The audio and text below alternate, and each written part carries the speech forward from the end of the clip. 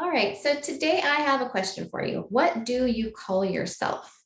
If your name had a meaning other than the meaning that it already has, like I know my name Sandra means helper of mankind, which I've always liked. But what if your name, if you had to make a meaning for it, what would your name mean? So today we're going to be talking about the importance of things that we call ourselves, things that we say about ourselves. And don't forget, if you haven't already, to hit subscribe to be notified when I make other videos. So let's get started. I want to talk about the Book of Ruth today. I really love when God has like themes for me and I start to notice things in certain places and I kind of just feel like it's his way of giving me a message. And so that has been the Book of Ruth lately. I've sort of heard it everywhere from different people. And, you know, if it happens to come up on a podcast or a sermon from church or just in my own readings, when I start to see this theme popping up, I know that God's trying to tell me something. So that has been the Book of Ruth lately. If you are not familiar with the story of Ruth, it's really a beautiful story. And what I used to focus on was more of the Ruth aspect of it, which let me give you like a brief summary of the story if in case you haven't read it. So Naomi is married to Elimelech, and they're living in Bethlehem, where Jesus was born.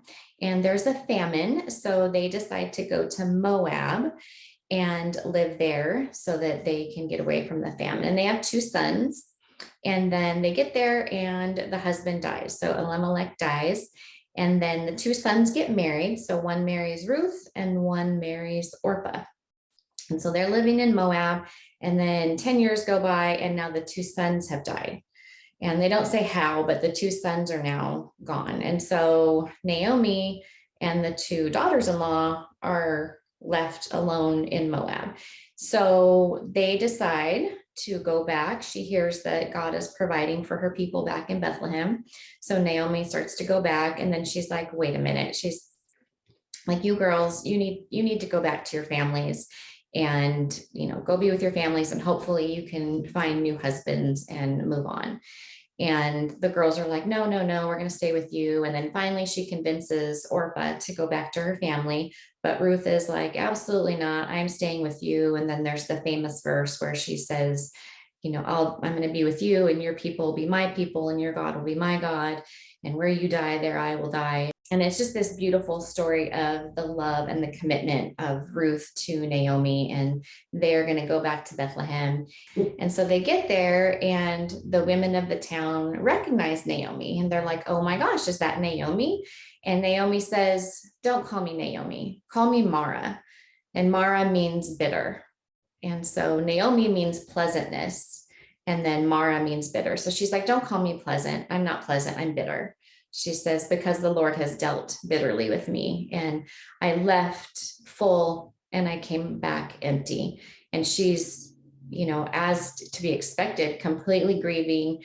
And in those days and times, like it wasn't just the grief, like now they're destitute. They have no money because they can't just like, oh, well, we're going to go back to work, right? So she's coming back hoping that there is still some family there that can be her kinsman redeemers. So that was sort of like someone in the family that was meant to help these women. So she's hoping that there's somebody there for her. And so Ruth decides to go out looking for work. Basically, she's going to go glean in the fields. So that's gleaning, like just picking up the little scraps of grain that the harvesters leave behind. That was part of the law back then, was that the harvesters were supposed to leave a little bit of there for the poor and the widows.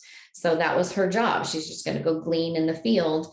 And it turns out that where she's gleaning is one of the kinsman redeemers from the family. And then it turns out that Boaz just happens to come by and see Ruth. And then they end up getting married, and they end up having Obed, a baby. And Obed is the father of Jesse, and Jesse is the father of King David. And that ends up being in the line of Christ. So Ruth, in her loyalty to Naomi, ends up being in the lineage of Jesus. So it ends up being this, you know, beautiful story of commitment and love between Ruth and Naomi. But the part that I really wanted to focus on was the part of Naomi going from pleasant.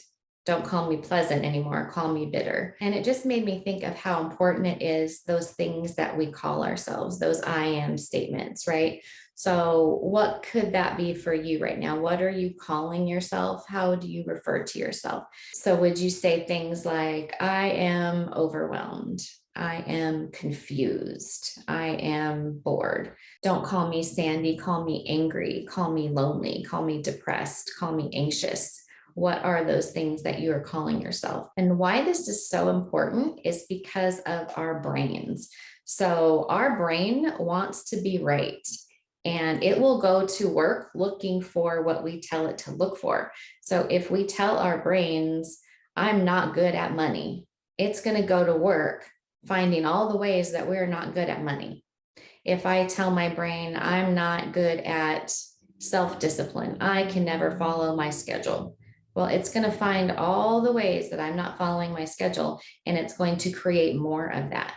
So, if we want to turn that around, obviously, we have to turn our thoughts about ourselves around and fix that self image that we have about ourselves. But the first step to that is just awareness. So, the first thing I want you to do is to start paying attention to your brain and what are those things that you are calling yourself, and make a list. Sit down for a moment, make a list of all the things that you're saying about yourself, the things that you're calling yourself, and realize that they're just thoughts. They're not true.